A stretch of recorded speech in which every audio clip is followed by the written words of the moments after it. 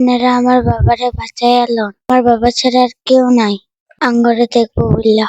বর্তমান আমরা খাওয়া দাওয়া তো অসুবিধা পাইতাছি। আর সারাদিনে একবার খাইছি। পড়ালেখা তো অসুবিধা হইতাছে।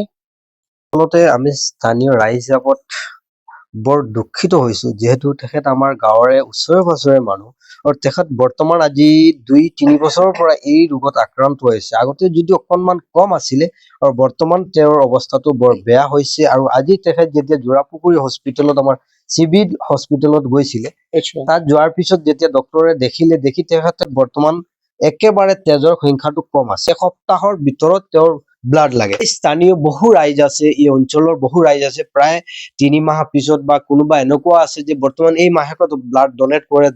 ৰক্তদান মানুহে কয় যে এইটো এটা সমাজৰ ভাল এটা লক্ষণ আহে। গতিকে আমি স্থানীয় যিসকল ৰাইজে ৰক্তদান দিয়ে সেইসকলক আহ্বান কৰিম যে আপোনালোকে এনেকুৱা এজন ফেমিলিৰ কাষত আহি থিয় হওক আৰু কমচে কম আপোনালোকে টকা দিব নোৱাৰে, যোনসকলে ফ্ৰী অফ কষ্ট যে ব্লাড ডনেট কৰি আছে হস্পিটেলত গৈ, সেইসকলে এইজন মানুহৰ পিনে চাই তেখেতক এবেগ হলেও ব্লাড দিয়ক। আপোনালোকে 1 টকা 2 টকা যিমান সম্ভৱ হয় আপোনালোকে দি এইজন দুখীয়া মানুহক অলপ সাহায্য কৰক। কাৰণ তেখেতৰ কণ ল'ৰা ছোৱালী দুটাই আছে আৰু এই দুটা বৰ্তমান পঢ়া শুনা কৰি আছে। এই দুটাৰ পঢ়া শুনাৰ খৰচ লগতে খোৱা পোৱাৰ খৰচ, আৰু চাব পাৰে আমাৰ সন্মুখতে বাইদেউজনী কান্দি আছে। কান্দাৰ মেইন কাৰণ তেওঁৰ যে পৰিস্থিতিটো বৰ্তমান ঘৰখন খোৱা পোৱাৰ বাবে একদম মানে বেয়া পৰিস্থিতিত আছে। একাউন্ট নম্বৰ আছে নেকি? স্ক্যানাৰ আছে? স্ক্যানাৰ নাই তো আমাৰ। যদি কোনোবা হেল্প কৰে তেতিয়াহ'লে তো ফোন পে জিপে এতিয়া কাক আমি দিম?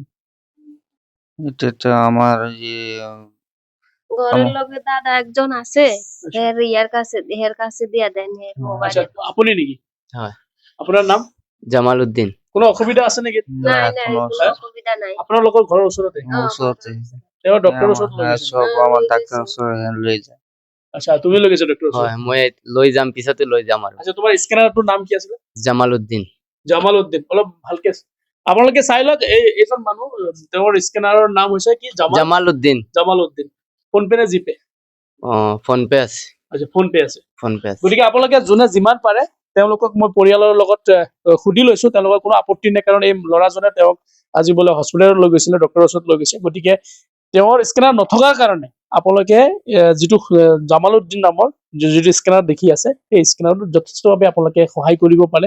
আৰু উন্নত চিকিৎসাৰ কাৰণে তেখেতে নিজে, আজি তুমি লৈ গৈছিলা হস্পিটেলত, তেখেতে নিজে লৈ গৈছে। গতিকে মই তেওঁৰ মিছেছকো মই সুধিছো, অসুবিধা নাই। তেওঁকো সুধিছো, কোনো ধৰণৰ অসুবিধা